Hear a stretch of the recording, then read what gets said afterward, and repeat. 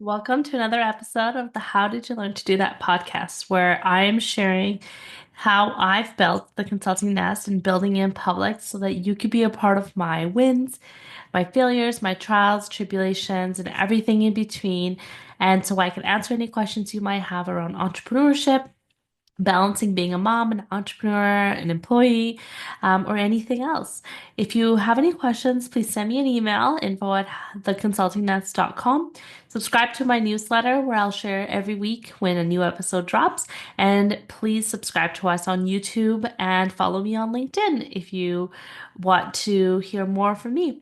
And you can also follow us and subscribe to us for this podcast at all podcast channels that you listen to. And so let's get into it. So the last several episodes, I talked about why I took a pause from the podcast earlier in 2021. I talked about the origins of the consulting nest, sort of how the idea came to be, how I decided to move forward with it, how I launched the marketplace and the website. And then talked about my beta test last episode, where I beta tested, I joined the League of Innovators incubator program. I hired and fired my VA and sort of a bit of how I did outreach, and how I connected with people, across Canada, leaders within organizations, consultants, professionals that are thinking of consulting, um, and the like. So this episode is actually going to talk about what happened in the second 6 months of 2022. So that's from May to December. So right at the end of April, I started to not feel well, and then early April, I had my very first pitch. Actually, I remember the date. It was the 3rd of May. Sorry, early May. I had my first official pitch in front of people that hear pitches all the time. And it was part of the founder showcase for LOI. And I was super nervous. And I wasn't sure how it was going to go, but I knew I was not feeling well. And just a few days prior to that, I took a test and I was COVID positive. It was my first time getting COVID. I sort of locked myself in my bedroom. My husband would bring me food. I would kind of stay there. I had had my own little oasis for about a week, where I got to just kind of, to be honest, be like a kid again, be like someone in high school again, just hanging out in my room, watching TV, laying in bed, reading books, doing work, really with no other responsibilities other than taking care of myself. And if any of you are parents out there, you gotta know how that goes. So it was a really nice unintended little sort of vacation. Although I will say I was really, really lucky that my symptoms were mild, and I didn't get super sick. And I know a lot of people that got COVID that got severely sick. Some people whose loved ones passed away. So I just want to preface with that I'm not saying it was a vacation to have COVID. I'm just saying for me in my circumstance, I got mild symptoms, and so it felt like a nice little break from the responsibilities of being a parent.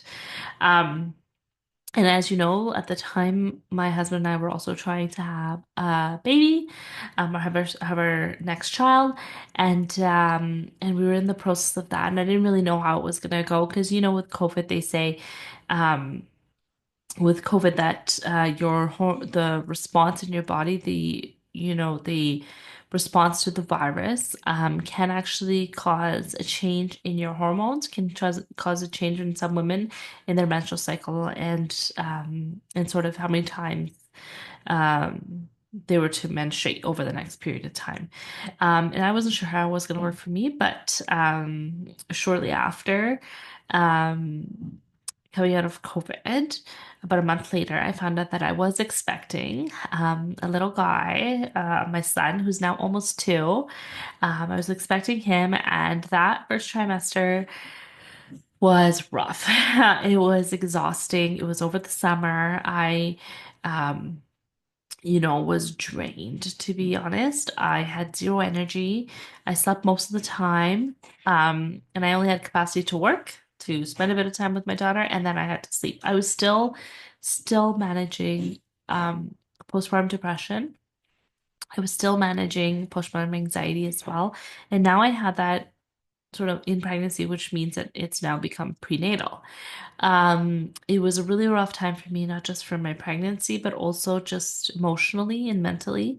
It was a really rough time. I was not sort of taking care of myself very well. I was just trying to coast and survive. Um, And that pregnancy was really rough for me. I don't, it wasn't that it was just like physically rough, it was more mentally rough. Physically, it was okay. I mean, I did have the aches and pains and stuff, normal stuff. But mentally it was pretty tough for me. Um, and I kind of like really threw myself once I got through the first trimester. I threw myself into work. I over that summer that I had a rough pregnancy, I hired two other VAs to come help me with some data entry, help me with some sales strategies.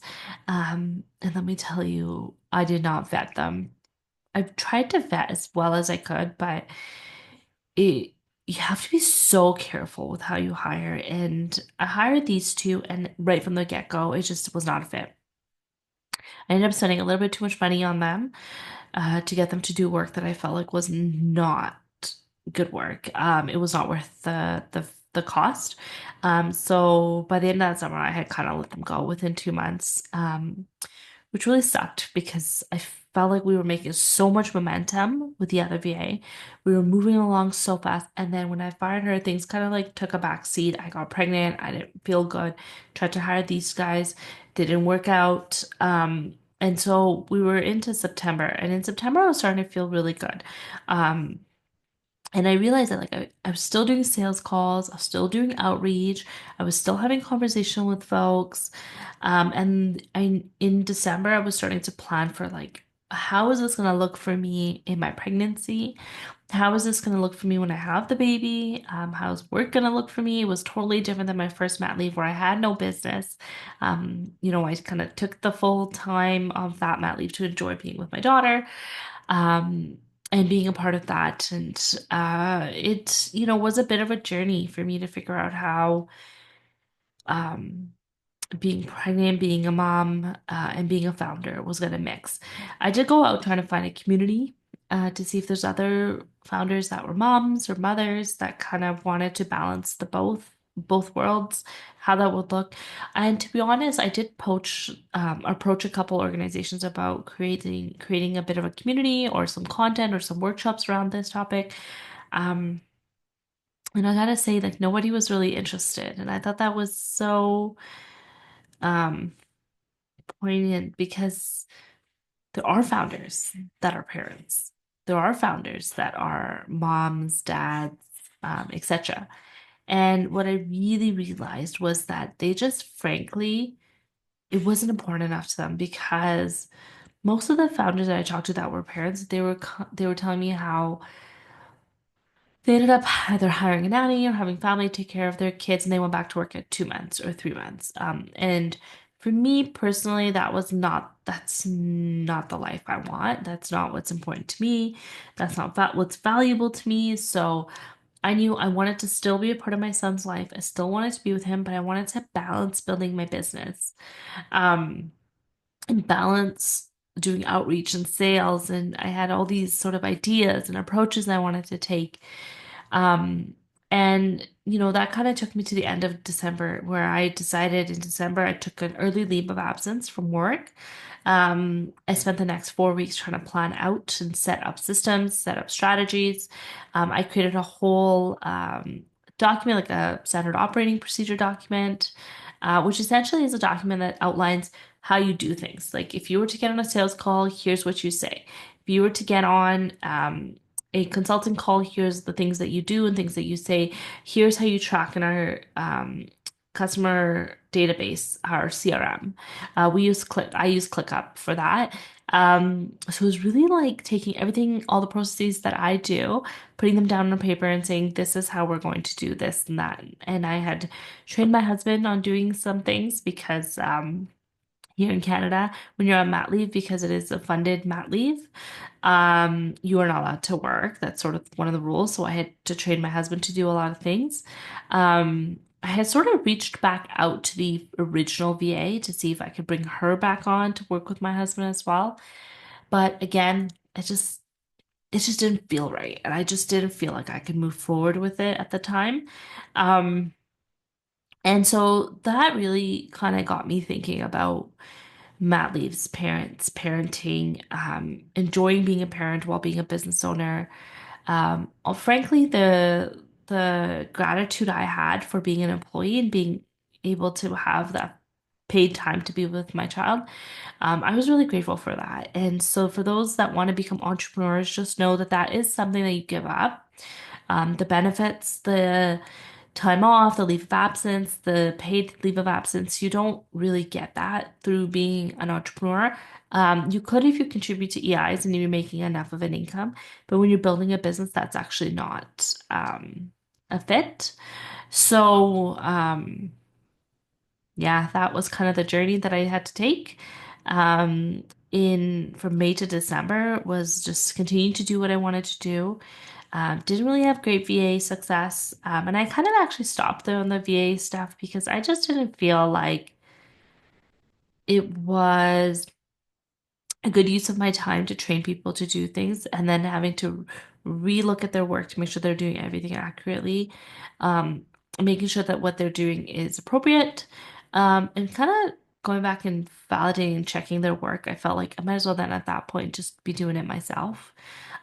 Maybe in the future, I feel like if I could like bring on an employee or a part-time contractor and have them do things and I don't have to review their work, might be valuable. But at this point in my business, I don't actually know if there's value there.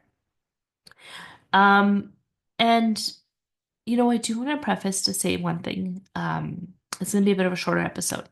Um, what I do want to preface is that I said this in one of the earlier episodes that you do have to take care of yourself. You have to figure out what's important to you. And I want to talk about your purpose. And it's something that's really important to me, something that I really talked a lot about in the first season is your purpose, understanding your purpose, your reason, your why, and having that be your compass, sort of your North Star. It's something that you could test strategies, decisions, plannings against and see if it's going to work for you, if it's not going to work for you, those sort of things. For me personally, my purpose in life is time. Like, I don't, I want to stop trading my time for money, to be honest. I want to build a business where I'm able to earn the financial income that I want to support my family, to support my dreams, my goals. But I don't want that to mean that I'm working 50, 60, 70, 80, 90, 100 hours a week. I want to work less than 30 hours a week. That's sort of my goal. 4-day work week so that I can actually spend time with my kids in the evenings without the pressure of having to work. And definitely evenings, for sure. Or weekends, sorry, that I want to spend with the kids. Um, and having that extra day for myself where I get to do something for me, whether that's rest, whether that's, take myself out on a date, go for a walk, exercise, whatever it may be, but it's a full day just for me. So that's really important to me as well. And so for those of you that are thinking about being entrepreneurs, really take care of yourself. Really understand who you are, what's important to you, what you want in life, and stay true to that. Don't get caught up in all the noise because I definitely did that and I got burnt out. So pay attention to that. Always test out your why. And for those that are seasoned entrepreneurs, if you feel a little burnt out, if you feel a little lost, get back to your why. Get back to understanding why you started in the first place and just test out your decisions, your lifestyle currently, the way your business is going. Is this what you really wanted? There's a lot of courage to start a business, but there's even more courage in actually closing a business and saying, hey, this is no longer what I want it to be. Um, so that's what I'm going to leave you with. So if you want to know a bit more about learning about your why or your purpose, let me know so that I can create an episode just focused strictly on that. There was episodes in season 1 that you can go back and listen to where I talk about purpose and why and how I came up with mine. You're welcome to listen to that. But if you want to learn more strategies, just let me know. Please subscribe to the newsletter, which will let you know when we drop a new episode. You can subscribe to us on YouTube, to the podcast on all podcast channels, and you can also follow me on LinkedIn at Anjaza Mohammed. Can't wait to see you guys next week. We're now in December of 2022, so we've got about what is it, January? We got about 2 years to catch up. I'm gonna actually do the next episode's gonna be for the entire year because I want to talk all about 2023. There wasn't a lot of activity because I obviously had my son, and I was busy with him. But there's some things I want to really talk about because there were some decisions I had to make to focus on myself, my health, and my well-being. Um, and then how I was able to kind of get back into working after taking 6 months off. Um, and really kind of taking it slow in when I did come back because I came back super part-time, sort of 1 day a week, for your few hours. And yeah, I want to share that with you. And then we're going to get into 2024 and we're going to talk about how it's going in 2024 and in the in the sixth episode. And then we're going to get into real time. I really can't wait to connect with you and to hear more about what you want to learn. So let me know if you have any questions. I'm always here to listen. And there's some people that record podcasts or create content that you feel is not reachable, or you can't connect with. I respond to every email. I respond to every message. It's me personally. I don't have like a bot or a AI or a VA that responds on my behalf. It's just me. So please reach out. Let me know if you have any questions. Let me know what you want to talk about, what you want to hear from me. And if you're interested in coming on the podcast to share your perspective, I'd love to hear that as well. I can't wait to share more with you about how I'm building in public, and stay in touch. Okay, bye.